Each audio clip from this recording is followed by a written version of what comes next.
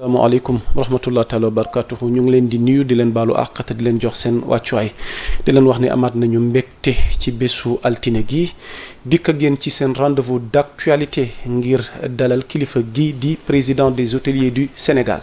Il est homme politique également parce qu'il est membre éminent de la coalition Diomaye président ngeen xam ko ci turu Pape Béranger Ngom fas yéene sëkk ak moom ay tomb yu soxal tolluwaay réew mi mais laataa mee ñëw ci moom di ko dugal damay nuyu kilifa diine ci réew mi di nuyu kilifa aaday di nuyu waa jàngu bi di bàyyi xel ñi caabi féete gannaaw di bàyyi xel ñi tëdd ci hôpitaux yi rawatina ñu ne ci xat-xat mbégte lee doon ci ñun saa su ne à travers Sénégal 7 l'actualité à temps réel jano ak yéen bala jàkkaarloo ak yéen ngir waxtaan ak yéen ci lépp li nga xamante ne soxna tolluwaay réew mi alors kilifa gi c'est toujours un plaisir di la dala fii ci sa kër sur Sénégal 7 l'actualité à temps réel. waaw maa ngi nuyu seen téléspectateurs yi di am mbégte aussi. À travers votre télévision di nuyuwaale également la diaspora sénégalaise. di am mbégte aussi janoog yow pour ñu waxtaan tolluwaayu réew mi. alors vite fait balaa ñuy xuus ci point yi nga xamante ni moom la ñu war a waxtaanee dafa am xibaar gu nu dab sànq waaye mu mel nii dafa nekk benn fait bu récurrent léegi ki ñuy wax Khoureychi Thiam moom mooy administrateur FAISE nekk responsable politique bu Pastef moo ñuy xibaar ni dañ ko retiré ci li nga xamante ni moom mooy groupe WhatsApp MONCAP muy mouvement national des cadres patriotes. du moom rek démb ak barki démb rek kaaw fi jaxate la woon tey muy Khoureychi Thiam alors ban taxaw seetlu lañ mën a def ci xibaar gi. bon mën naa ci wax comme mën naa ci bañ a wax parce que quand même sunu parti sunu. parce que dañuy wax naan est-ce que du ñoom dañu jege li nga xamante ni mooy seen coalition wala yéen a sabab tey jii ni cadre Pastef fi bëri tey jii ñu leen di retirer parce que souvent dañ leen di gis ci seeni ndaje. non kenn retiré wu leen xam nga au fait aujourd'hui wax dëgg yàlla le président de la République. dafa woote de façon inclusive Sénégalais yëpp pour ñu ñëw autour ceinturer ko autour de la table comme ça ñun ñu ànd ñun ñëpp liggéey pour defar réew mi parce que man je pars du principe que tey ku bëgg a defar réew mi ku bëgg bu fekkee defar réew rek moo la tax a jóg wax dëgg yàlla le président de la République c'est la personne indiquée aujourd'hui à accompagner pour vraiment ñu bâtir le Sénégal pour le meilleur de tous les Sénégalais. donc moo tax ñooñu tey bu ñu jógee ci bu ñu leen retiré ci groupe boobu bon après xaw ma fan la ñuy dem ëllëg mais le mieux c'est que nous on leur tend la main pour ñu ñëw ànd ak ñun liggéey parce que vraiment je pense que ça c'est l'idéal quoi pour ñun ñëpp ñu ànd ak président Diomaye liggéey réew mi. parce que moom Khoureychi Thiam ma dikkaat ci xibaar gi moom moo wax ni il est des gestes qui interrogent davantage que les mots parce que nee na mon engagement pour ma patrie ne dépend pas d'un groupe WhatsApp il repose sur mes convictions mon parcours et les sacrifices que j'ai librement consentis au service de notre idéal l'histoire et les faits parleront toujours plus fort que les décisions prises dans le silence nee na j'ai récemment constaté que j'avais été retiré de plusieurs groupes WhatsApp du MONCAP par madame Khady Diène Gaye sans le moindre appel sans la moindre explication et sans même un simple message de courtoisie. Je m'interroge sincèrement pour quelle raison, quelle faute ai-je commise? Est-ce le fait d'avoir répondu à l'invitation d'une sœur du parti, membre du directoire du MONCAP, Madame Fifi Diakhaté? Si c'était à refaire, je répondrais de nouveau présent au premier rang, comme je l'ai toujours fait, car notre engagement est au service d'une nation et non d'un groupe de personnes. Si ma mémoire est bonne, notre combat a toujours été de servir le peuple avant toute autre considération.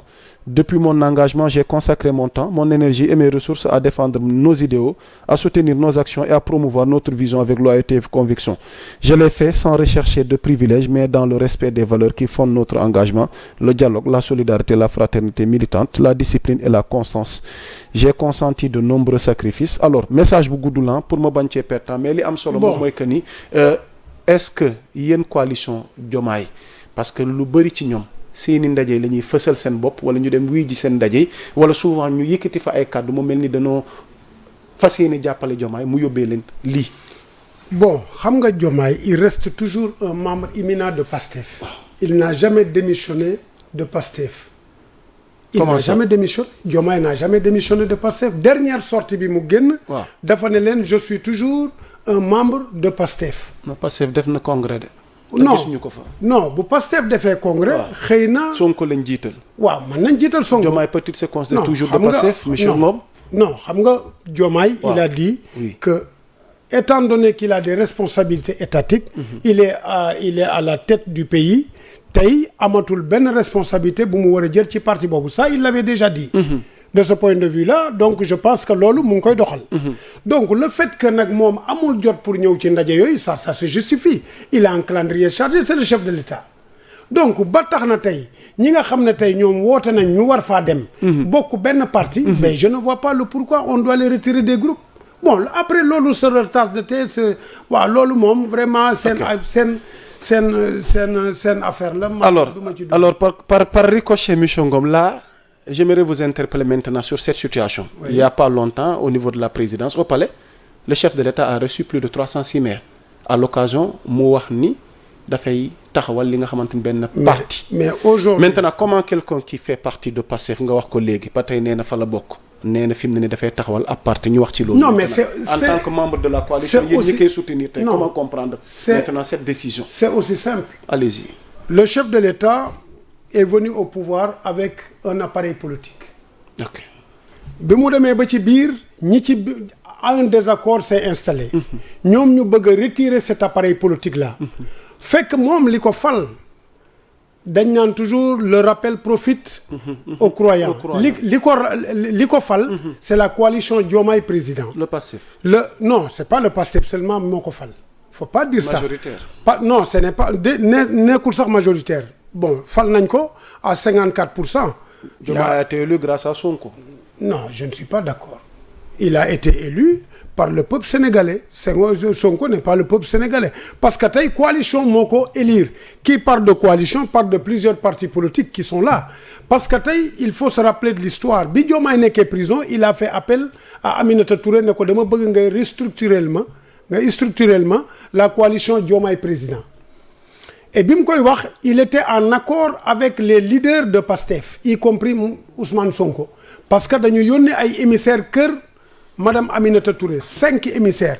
Il y avait Yacine Fall, Abbas Fall, il y avait El Malik, il y avait Aïb Dafé, etc. ñu dem fa. bi ñu demee waxtaan ak Aminata Touré.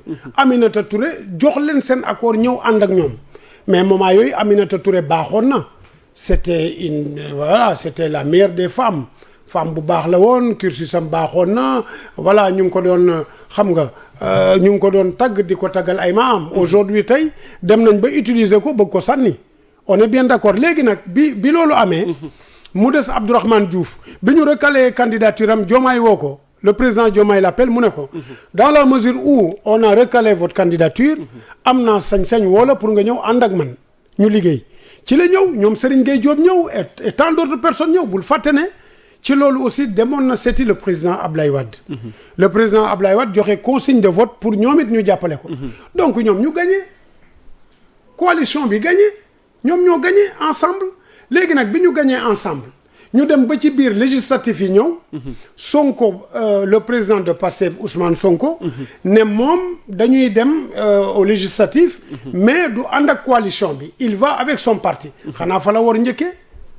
ña la gunge ba nga gagné présidentielle te ñëpp xam nañ ne Sénégal buñ la votelee ba nga gagné aux élections présidentielles xamal ne les législatives dañ lay voté laat aussi pour nga gagné ko. donc xam nañ ne tey ci magistère u Diomaye moom la ñu amee tey li ñu am. ça c'est la vérité ça aussi faut le dire. maintenant le fait de dire que ñoom ñoo fal Diomaye là moom je ne suis pas du tout d'accord. On parle du parti. Là, on est maintenant par rapport au parti que veut mettre madame en place le chef de l'État. Oui, justement, le parti qu'il a mis en place, il est bien normal qu'il le mette en place dans la mesure où ils lui ont retiré la majorité qu'ils ont à l'Assemblée nationale, cet appareil-là, un chef d'État qui vient pour vouloir diriger le Sénégal sans un appareil politique, ça pose problème. Il est normal que moi, je me outil appareil politique pour être confortable au moins dans sa gestion. Parce que comme nous, lui, il a bâti ce parti-là. Il a bâti ce parti. Il fait partie des cadres imminents de ce parti-là. Bâtir le parti. Nous, nous dem ba ci biir bëgg ko complot out fii nag benn régime législatif au lieu de xam ne Sénégal régime présidentiel moo fi am bëgg a ñëw fii néewal ko doole naan ko il faut l'équilibre des pouvoirs etc. alors que lui il a été premier ministre pendant 2 ans il n'a jamais parlé de ça. Aujourd'hui bu koy def loolu c'est pour affaiblir le chef de l'État. Maintenant le président c'est de bonne guerre c'est normal que moom aussi mu wut une légitimité pour mën a mettre en place son parti politique pour mën a am au moins reconforter sa position en tout cas dans ce qu'il est en tant que chef de l'État. ndax dina mën a atteindre yooyu les objectifs. non naturellement que dina ko mën a atteindre. Diomaye du point de vue politique statistiquement parlant. mani les ana basam. les 306 partis là. waaw ñooñu maires yi waaw. maires ñooñu ñan lañu ak seen base. mais les maires c'est les lan la ñuy peser ci wàllu élection yi nga xamante mais li ñuy peser mooy seen gox-goxaan ñoo fa gagné ñoo nekk ay maires. ils sont maires. Aujourd'hui, le message doit passer avec les maires. Ce sont les démembrements de l'État. Donc, c'est quand même légitime mu woo ces maires-là ne leen dama bëgg a créer un parti politique ñëw leen jàppale ma. Je pense que c'est quand même légitime. Parce que dama bëgg nga expliquer ma tey. ci force bi nga xamante ni tey taxawal na ko ak 306 maires yi koy gunge xëy na peut-être ak ñeneen ñi nar a ñëw. Par quelle alchimie moom le chef de l'État Diomaye compte tey jii ni échéance électorale nekk suñu kanam mu fas yéene ko gagner devant un passif bi nga xamante ni tey jii nag buñ ko tegee ci statistique. ak évolution bi ñu def tamit. ndax dina yomb waaw mais Moussa ne crois pas que ce sont que les maires que Diomaye a ou il compte que sur ces maires-là pour pouvoir gagner quand même les échéances à venir. Vous êtes un membre éminent de la coalition. Comment comptez-vous gagner? Il y a énormément comment convaincre les Sénégalais parce que tey ñenn ñi image gi ñu am ci Diomaye par respect entre guillemets dañuy wax benn traîtrise à l'endroit tey jii de Pastef et de Ousmane Sonko est-ce que tey jii duñ jël seen revanche ci wan gim leen wan gannaaw tey ànd ak yéen ñoom it ñu daas fanaanal. ci kan tu parles de Pastef. oui. non Pastef il ne peut pas faire ça Pastef ñoo war Diomaye déjà c'est Pastef qui ont trahi Diomaye maintenant pour revenir à ta question. Allez-y.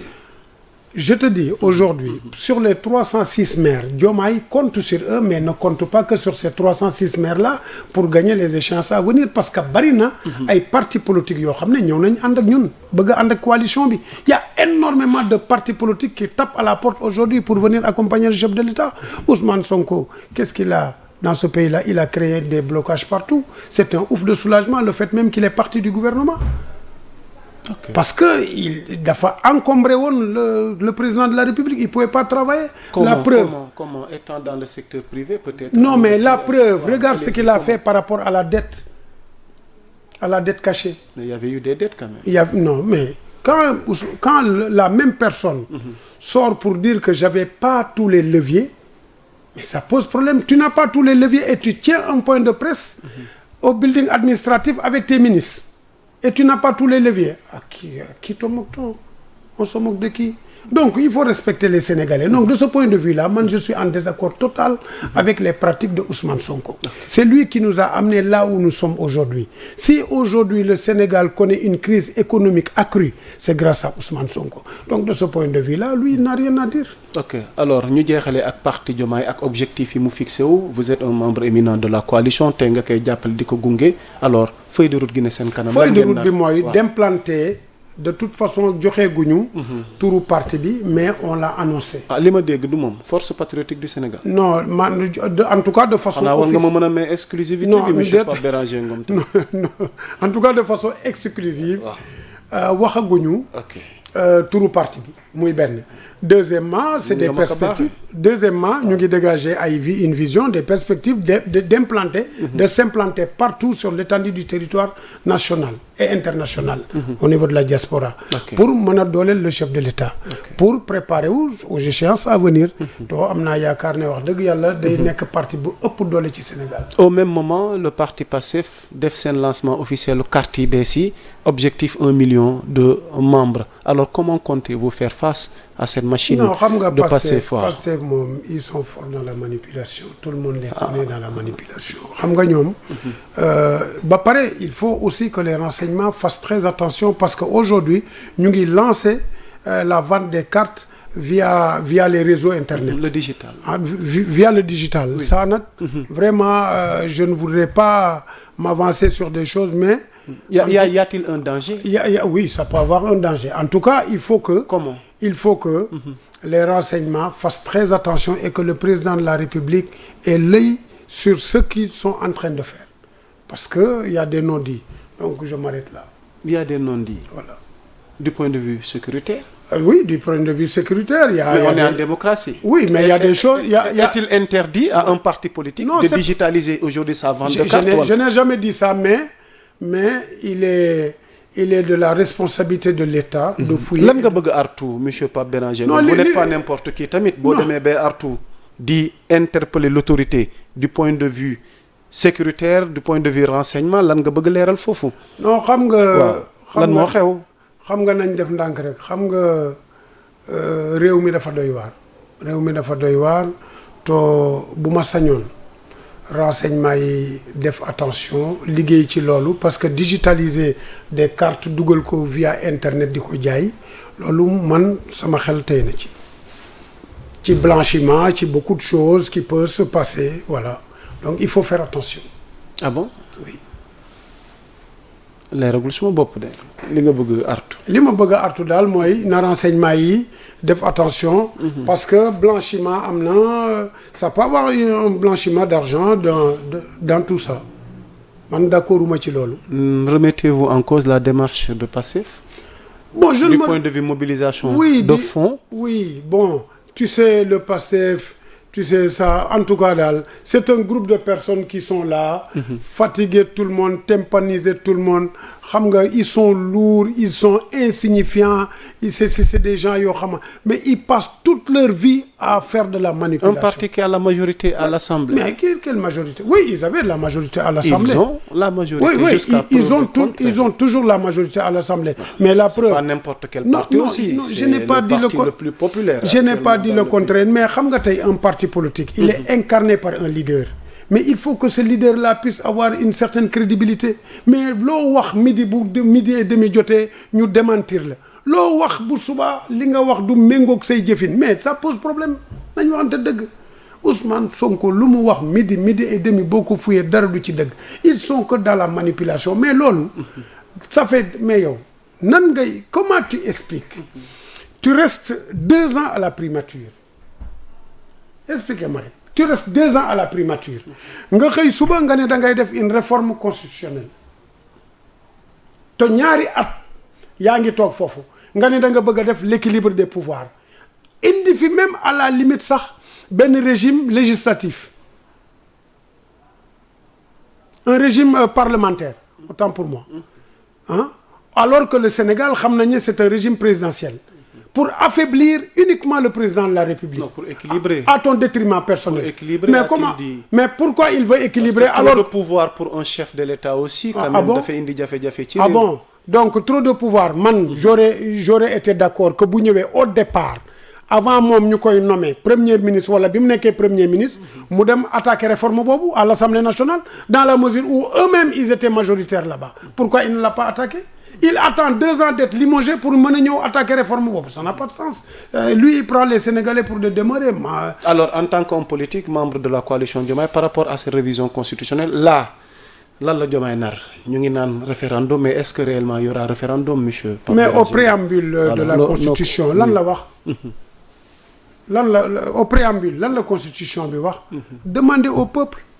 Le peuple est souverain. Qui donne le pouvoir? C'est le peuple. Donc le peuple, c'est le peuple qui donne le pouvoir, c'est le peuple qui doit exercer le pouvoir.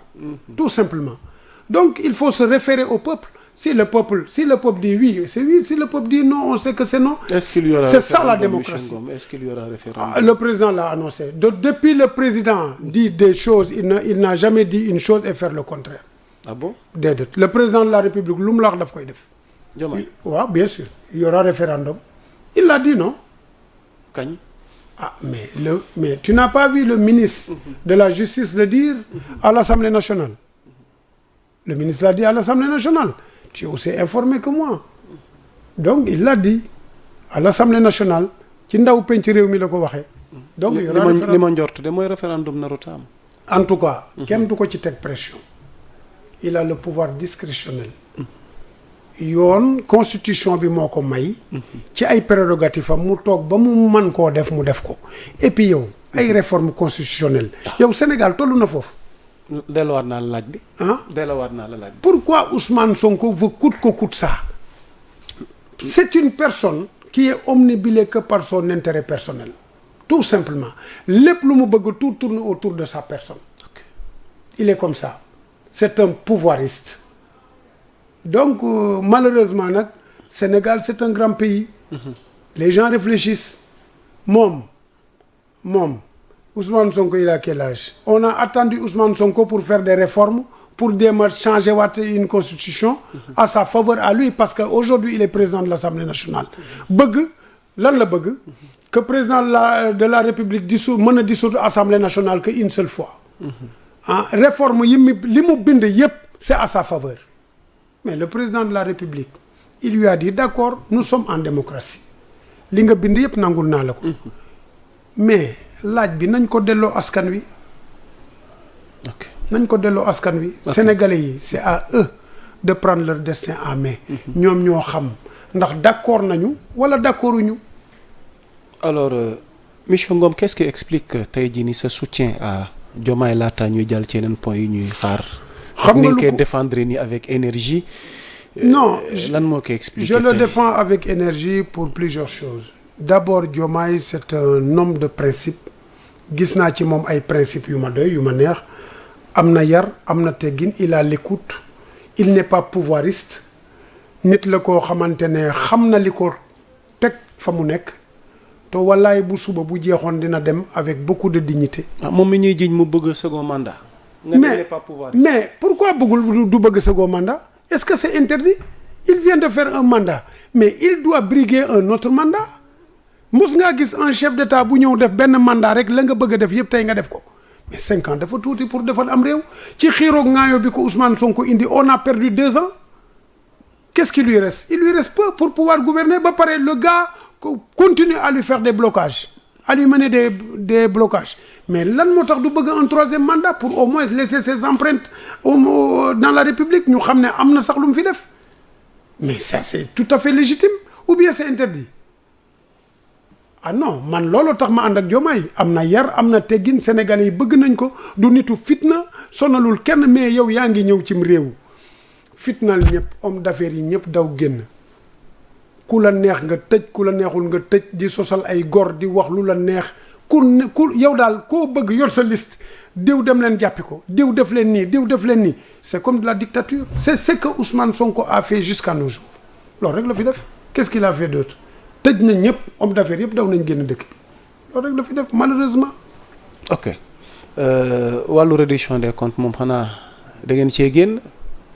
non attention le président de la République n'a jamais interféré dans les affaires. victimes yi fàttaliku leen li fi xewoon 2021. non toi tu me parles de réduction des comptes ou tu me parles de victimes.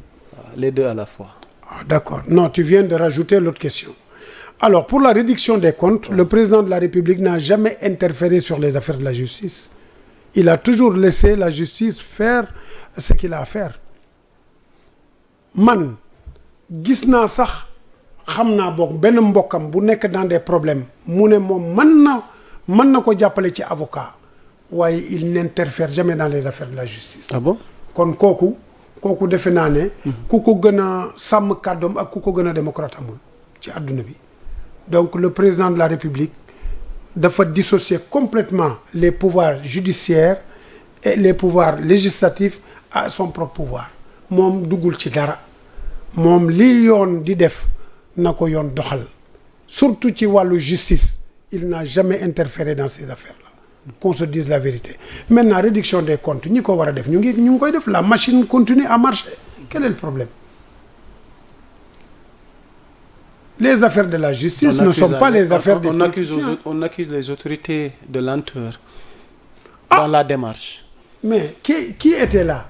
Quand Ousmane Sonko est venu, il a taxé Ousmane Diagne d'une personne qui était tellement lent, qui ne faisait pas les choses telles que lui-même il le voulait. Donc il l'a dégommé pour amener Yassine Fall. Qu'est-ce qui s'est passé? Si Yassine Fall va jusqu'à se victimiser disant que les choses sont lents, c'est parce que moom dafa waroon a tekki ndomboy tànkam dem. C'est parce que il xamul sax moom liñ ko dénk. La preuve heureusement que sax moom dem na ñoom réduction des comptes moo leen fi indi woon xool des têtes qui ne leur plaisaient pas ñu mettre leen en prison tout simplement mais liggéey taxu leen woon a jóg.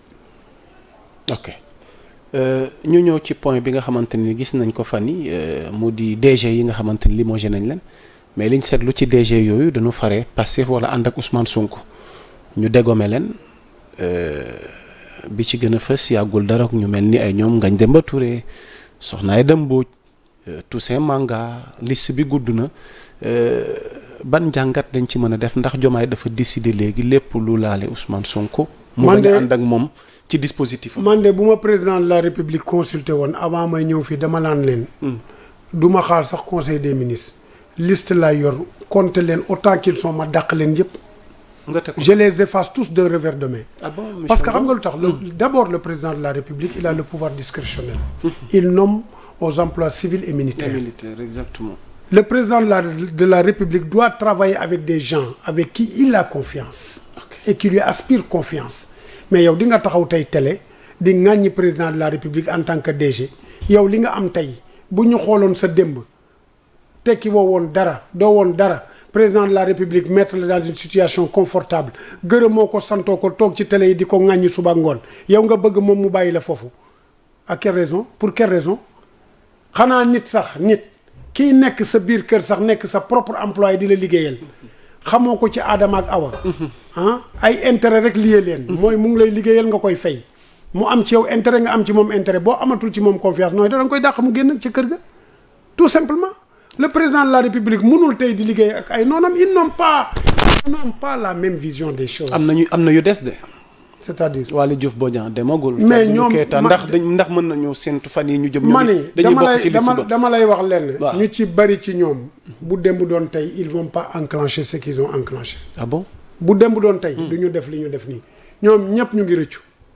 ah bon ñëpp a ngi rëccu. ak li ñuy wax yëpp. for naa sax ci weewu béy benn ancien ministre ne Ousmane Sonko lépp yow yaa ñu yóbbul chômage bi li ñu dal yëpp yow yaa ñu ko teg.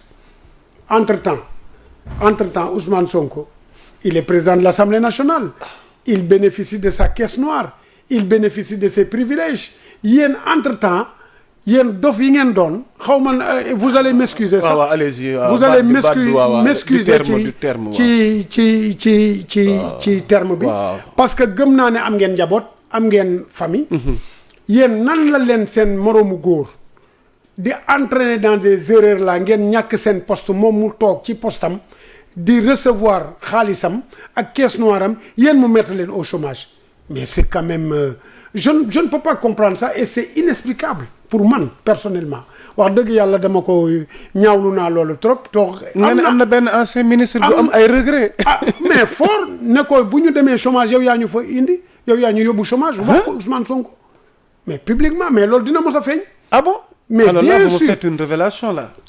mais comme commencé nañ am naqar quoi. bañ a am naqar xoolal bu ma seetul woon dara sax bu nekkul woon sax de façon dama ko fi wax mais bon vraiment ma sangu ko sutura mais dama lay wax benn affaire. non vous êtes libre quand même. non je suis libre mais non bugguma wax loo xamante ne aussi. ëllëg mën na ma andil. non ils l'ont fait avec conviction. parce que nee nañ seen ngor meetu lañ ñu toog. non boobu loolu ay wax la woon rek xam nga aujourd'hui des arguments politiciens tey jii ñoom biñ nekkee tey à l'opposition di wut nguur gi lu ñu doon wax bi ñu dugg see tey est-ce que le discours n'a pas changé le discours a changé la loyauté n'existe pas même ki ko jox président assemblée nationale tey boo wéetoon ak moom tey mu wax la tey leneen gars yi ñu ngi rëccu mais ñu ci bari ci ñoom ñu ngi woo Diomaye du leen jël le président ne les prend pas. non xanaa. mais il y a énormément de choses qui se passent. non il faut avec carte sur table. monsieur Ngom man il y a énormément de choses. il y a beaucoup parmi eux qui aimeraient avoir aujourd'hui le coup de fil du président wala ñoom seen woote bi président jël leen wala li ñuy demander pour président recevoir président na ñett li ñuy wax tey ci télé yi di ŋàññi naan way président woo nañu def nañu nii mais loolu ay wax la rek est-ce que tu crois que le président xam nga tey on ne peut pas croire à un sens on croit à deux sens tey bu ma waxee da nga maa war a delloo mais boo waxee kenn delloowu la mais ni ki la delloowul dafa nekk ci position boo xam ne mënul nekk fii di waxanteeg yow. Le président de la République ne peut pas. Certains même s'interrogent sur ce silence du président. Mais le président. Mais parce que le président, il est au-dessus de la mêlée. Il est au-dessus de la pyramide.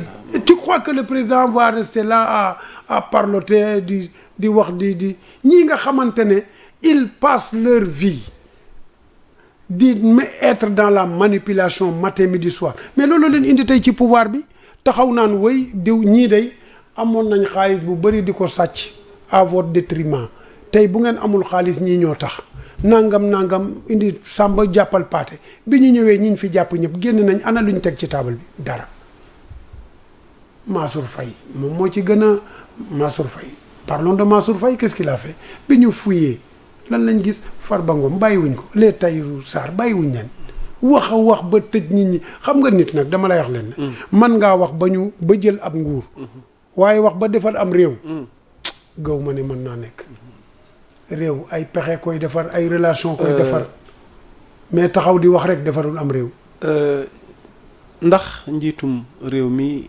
ñi mu wàcce est-ce que toppe naru cee am bañ a toppee mais quand on te confie une gestion boo paree du ñu fouiller la gestion am na ay xibaar yi ñu jot nee nañ au-delà des limogeages yëf yi jeexagul mënul jeex waaw il paraît que sax am na ci ay DG yi nga xamante ni seen gestion dese na am benn y a beaucoup de gap ay gab yu bëri. kon da ngay dëggal loolu. dama koy dëggal à 200% parce que aujourd'hui il se peut même qu'il y ait des DG yoo xam ne mucc ñu dem kaso ah. ñoom mais donte ñaanalu ma ko kenn itam. mais attends ñoom bi ñu ñëwee fekk fi ay nit lan lañ def ils ont fouillé dans leur gestion non au point même ils les ont même mis en prison ñenn ñu ngi daw ñu leen lancé ay mandat international ay mandat d'arrêt international ternir seen image bafouer seen dignité ak seen honneur aux yeux de leur famille pourquoi pas eux ñoom qu'est-ce qu'ils ont fait en 2 ans nga gis ñuy tabax ay R+4 takk fi ay jabar suba ngoon mais ba pare ñëw fii tey bëgg a nekk des donneurs d'exemple. non xanaa Diomaye du def chasse aux sorcières nag. non pourquoi tu l'appelles chasse aux sorcières.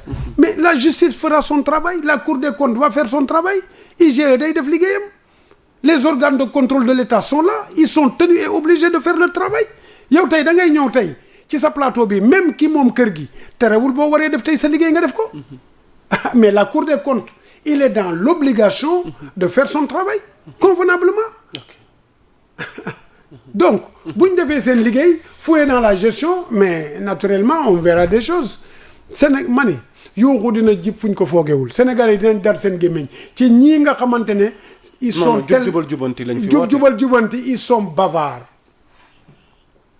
ils sont inefficaces nekk fi di wax suba ak ngoon lañ fi nekkee tey nag jox nañ leen ñu gérer mais bu ñu fouiller ba gis xëy na kenn du weddi parce que kaay ma wax la nag ñeneen nekkuñu fi de ña fuye woon ñeneen ñi ñoo fi nekk ba léegi garder les mêmes postes IGE ñu leen Cour des comptes ñoo fi nekk ba léegi donc nag ngel la nag buñ leen fi jàppee ci ay mbir bu ñu taxaw fii naan dañ ko politiser Diomaye def léegi kee moo def lii chasse aux sorcières nañ ñu ci dimbali rek comme jox nañ leen ñu gérer 2 ans ku ci nekk ci ñoom la nga amoon xam nañ ko tey bu koo ci gis tey mu ngi funki leer nañ takk ñaareel di dawal oto yu dul jeex garde corps yi topp leen ñu tabax ay R+ yéen a ngi koy gis nañu bu fekkee ne nag ci 2 ans mën ngaa tabax kër goo xam ne mat na tey 300 wala 400 millions.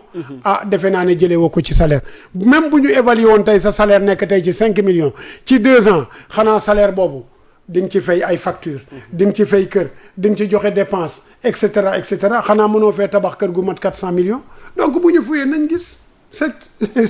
C'est clair.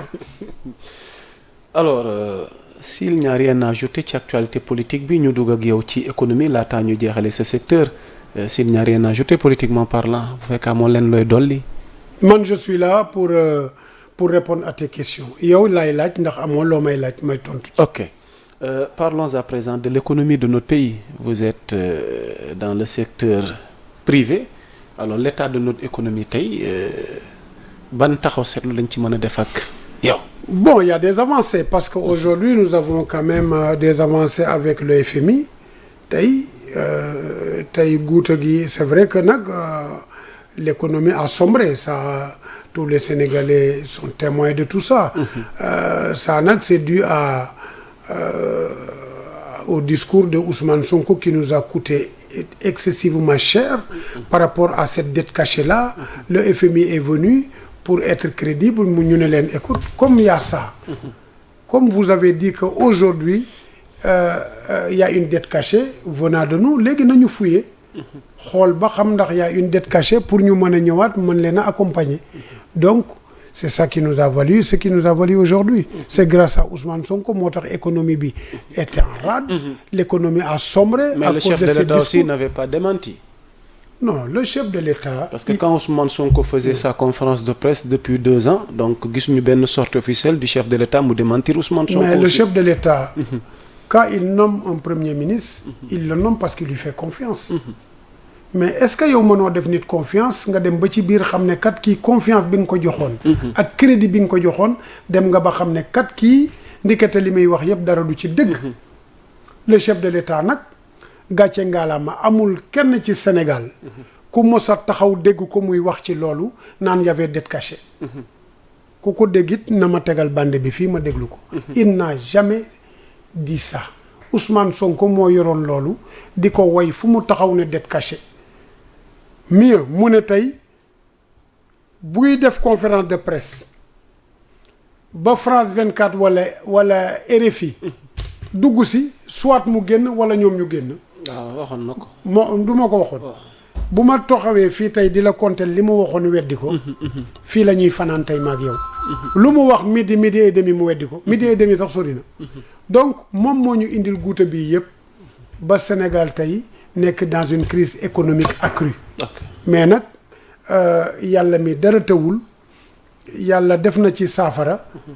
ba ñu am un ouf de soulagement mu jóge ci primature ba nga xam ne dénkoon nañ ko muy premier ministre. génn dem fële au niveau de l'Assemblée nationale donc moom dootul interférer dans les affaires de l'État. léegi nag woowaat nañ FMI. pour defaraat yeneen négociation ak ñoom. pour que FMI accompagne ñu.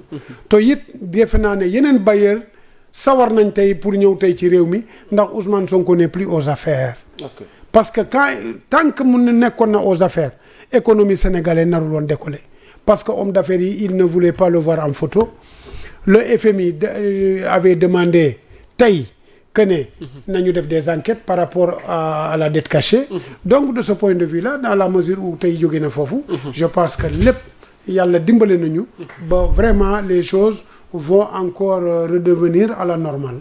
Ok, alors on termine avec votre secteur. Je rappelle à ceux que nous suivent, il est le président des hôteliers du Sénégal. Ñu ñëw nag ci secteur hôtel bi laalaale tourisme bi. Alors l'état de notre secteur touristique wàllu hôtel yi surtout parce que ñu bëri dañ seetlu woon ni dafa mel ni dafa amoon benn bés ci Sénégal ni mu nekkoon benn dëkk wala benn terre goo xamante ni ñii jóge biti réew wala ñi nga xamante noo taamu secteur gi ngeen nekk yëf yi wàññeeku. fan lañ toll fi mu ne nii ci jéego yi ngeen def pour jéem a relancer le secteur donc qu'est-ce qu'on peut retenir avec vous monsieur Ngom. xam nga le tourisme. c'est le pourvoyeur de devises et d'emplois c'est notre deuxième mamelle économique. C'est un secteur de rente qui génère énormément d'argent et énormément d'emplois. Donc c'est un secteur à prendre à bras le corps. Il ne faut pas le reléguer au second plan, comme j'ai l'habitude de le dire. Donc aujourd'hui, ce qui se passe dans le secteur du tourisme, aujourd'hui, le tourisme, c'est un service. Tourisme en tant que tel, boo koy xayma, c'est ci ñaari fànn mën nga ko xayma. mooy aller à la destination de l'autre. ba pare le tourisme reste quand même un service. xam nga tey il y a beaucoup de secteurs qui s'agrippent dans le tourisme. bu secteur yooyu nërmaloo systématiquement dañ koy ressentir dans le tourisme. Si nous avons une crise économique forcément les gens ne viennent plus. Si nous avons une crise sécuritaire forcément les gens ne viennent plus. Logiquement. Si nous avons une crise industrielle forcément day am ay répercussions sur la baisse en tout cas des entrées touristiques au Sénégal. D'autant plus aussi que le Sénégal est perçu comme une destination relativement chère loolu aussi il faut ñu wax ko. Par rapport justement aux taxes sur le billet d'avion muy la RDA. Donc loolu je pense que je l'ai dit je l'ai redit je pense que tey nous avons un nouveau ministre du tourisme qui vient fraîchement d'arriver que je lui souhaite la bienvenue. Je pense que il va prendre relever le défi. Tous ces points-là en compte pour pouvoir relever le défi avec les acteurs. Est-ce qu'il pourra relever le défi? Naturellement. Surtout yéen ñi nekk professionnel secteur bi par rapport ak vécu ak réalité ngeen am ci secteur parce que Sénégal souvent dañ koy wax ni ñu mel ni yéen ngeen xam secteur bi nekk ci des hommes expérimentés am ci vécu mais dañuy faral di jox département yi ñi nga xamante ne souvent ay manager lañ mais amuñu vécu secteur bi par rapport ak défi yi nga xam moo nekk ci secteur. waaw mais xam nga ma interpellé la est-ce qu'il pourra relever le défi. j'ai l'habitude de dire que une gestion elle est réussite que dans la collégialité.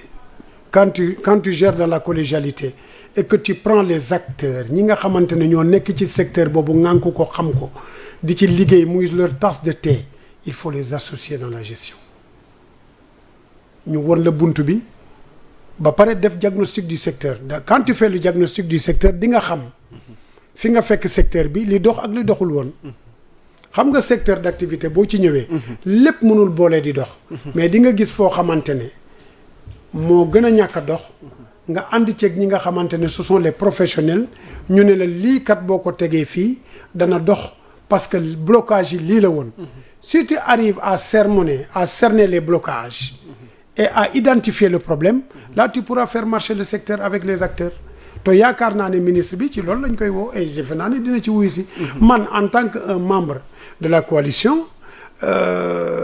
je vais lui apporter mon soutien indéfectible. Il peut compter sur vous. Il peut compter sur moi. Je vais lui apporter mon soutien indéfectible pour relever le défi du secteur. lan la ñu war a ñoŋal tey ci boobu le secteur. liñ ci war a ñoŋal bari na d'abord man on parle toujours du secteur mais sans parler des gens sans parler des locomotives du secteur. Les locomotives du secteur je les appelle les travailleurs du secteur. Il faut que ça nag je vais interpeller le ministère du travail. avec les syndicats pour que quand même ñu revoir la convention collective qui est en déphasage total avec les réalités de la société. Elle n'est ni conforme ni en phase avec le coût de la vie. Il faut que quand même ñi ciy liggéey ñu mettre leen vraiment dans de très bonnes conditions de travail. En tout cas, j'allais vous interpeller là-dessus, Bomakame, parce que vous êtes réputé être un bon manager, mais est-ce que tel est le cas pour tous les hôteliers du Sénégal? Parce que souvent les conditions de travail doivent avoir. Oui, mais je viens naturellement de le dire, xam nga. Bon, si j'arrive quand même à parler de ça, parce que on ne peut pas que parler du secteur. On doit parler du secteur et ceux qui travaillent dans le secteur. Il faut vraiment que ceux qui travaillent dans le secteur, ñu mën leen a mettre dans des conditions de travail qui sont des conditions adéquates, des conditions de travail qui quand même yoo xamante ne dana leen mën a permettre ñuy exercer seen liggéey di ko def avec amour et avec dignité ba pare am ci yaakaar ne kat vraiment dinañ ci jëlee loo xamante ne dana leen neex mais bëgg a liggéeyloo ay nit et puis convention collective bi depuis le temps des temps n'a jamais été revue à la hausse donc loolu ça pose problème. Je pense que quand même il faut une révision de la convention collective qui est en déphasage total avec les réalités de la société parce que tey ki doon gagner 100 000 francs il y a 10 ans tey waroon nañu mën a revoir sa situation parce que le coût de la vie a augmenté xam nga. Les charges fixes ont augmenté, tout a augmenté dans la vie. Exactement. Donc de ce point de vue-là. La vie à Dakar est chère loolu tamit war nañ ci wax. Non, la vie à Dakar elle est chère mais. loolu moom njiitum réew mi war na cee jot. le loyer est cher. kooku mënul stationner. Yéen hôtel yi sax daanaka clients yi ngeen daan am sax léegi dañuy préférer auberge yi. non ndax ñooñu ñu ngi leen di sonal dañuy préférer fu mu gën a yombee. non kooku mënul stationner toujours. waaw. j'avais entamé une phrase. kooku mënul stationner toujours. ci par exemple di am un salaire de 100 000. di ko fayeeku depuis 10 ans d'années. Ça pose problème. Donc moo tax vraiment j'interpelle le ministère du travail et j'interpelle en tout cas toutes les parties prenantes yi nga xam ne mën nañoo interférer pour ñu revoir cette convention collective là ñu jéem ci def ay jéego pour mën a dimbale vraiment ñiy liggéey ci hôtel ak restauration. Ok secteur hôtelier bi. gis naa concurrence bi léegi ñu mel ni ñun nga xamante ni moyens demeewul noonu des fois dañuy préférer fu mu gën a yombee wàllu est-ce que tey autorités yi ñu ngi saytu du point de vue surtout sécuritaire. non xam nga y a ce qu'on appelle la prolifération des appartements meublés hors normes. loolu tamit bëggoon naa la ci. qui ne répondent pas à la nomenclature touristique sénégalaise. Exactement. xam nga man j'ai l'habitude de dire. La création peut ne pas être interdite mais il faut la réglementer. Ok. Parce que aujourd'hui tey xam nga Sénégal dafa am 4 typologies d'hôtels. Il y a ce qu'on appelle les hôtels, les auberges, les campements et les appart-hôtels. Bu ci nekk ci ñoom am na une définition. Les auberges ce sont ils se trouvent en dehors, leur situation géographique, c'est en dehors de l'agglomération, avec un minimum de 10 chambres et une obligation d'avoir un restaurant. Campement, c'est des unités d'habitation dispersées qui doivent également se trouver en dehors de l'agglomération, hein, avec une obligation d'avoir un restaurant, et un minimum de 10 chambres. Léegi nag tout ce qui est appart-hôtel ak hôtel, ils doivent se trouver dans les milieux urbains. Ils n'ont pas l'obligation d'avoir un restaurant, mais mën nañ am une obligation d'avoir un réfectoire pour faire le petit déjeuner bu leen neexee. Mais amuñu obligation boobu parce que les restaurants mën nañ jóge tey en ville dem lekk tey ci benn restaurant. Ça permet aussi au restaurant de fonctionner. Est-ce que tu comprends? Donc ba tax na am na ñoo xam ne ils font des appartements meublés à Dakar. Kooku ce n'est pas réglementé nañu waxante dëgg. Et en général, c'est les gros bonnets qui ont ça. Mais nag, j'ai dit un jour, autant pour moi, j'ai dit un jour, l'État n'a ni les moyens techniques, ni les moyens financiers, ni les moyens matériels de combattre ça.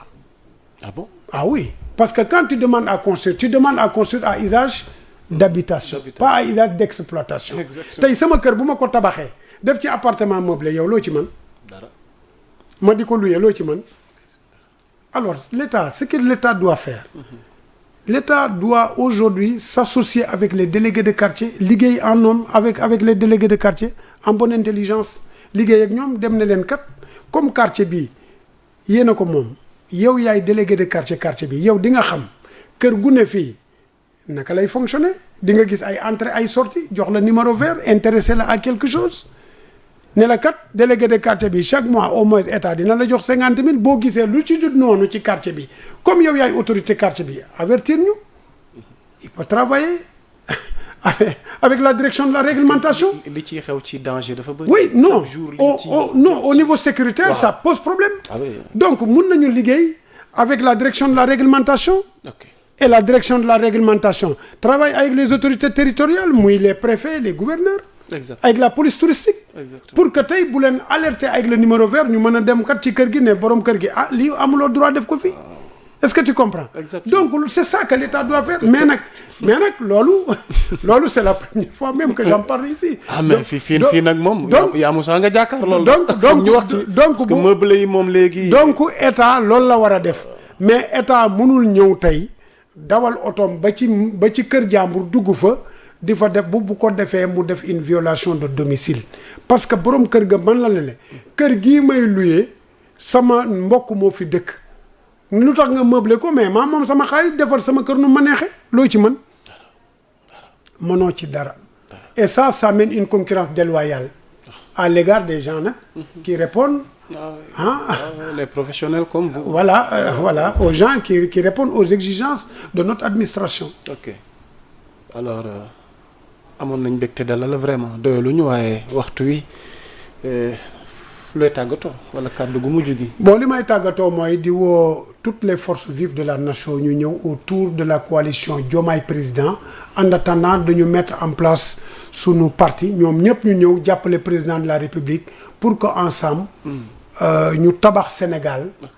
li nga xamante ne 2 ans yi ñu tardé ñu mën koo dabu pour mettre les Sénégalais à la place qu'il faut, mettre leen dans d'excellentes conditions li tax tey ñu élire sunu président de la République président mën ko motali ak jàmm ak salaam ak ñi nga xam ne ñoom ñoo am yéene jàppale ko pour ñu bâtir le Sénégal pour mu jëm ca kanam pour un Sénégal émergent pour tous. ok di ko jaajëfal yéen mbokk yi nuy seetaan sur Sénégal 7 l'actualité à temps réel mu nekkoon Pape Béranger Ngom le président des hôteliers du Sénégal nekk homme politique également parce qu'il est membre éminent de la coalition Diomaye président di jaajëfal soxna tuuti mi nga xamante ni moom moo ñu nekkaloon ci xarale gi ak ñi jàpp ci coordination bi surtout yéen ñi ñu doon seetaan bu leen taay duñu teewlu di leen wax nii amoon nañ mbégte dalal ko l'actualité est en continu sur Sénégal 7 d'ici là portez-vous bien mbokk yi jaa ngeen jëf wasalaam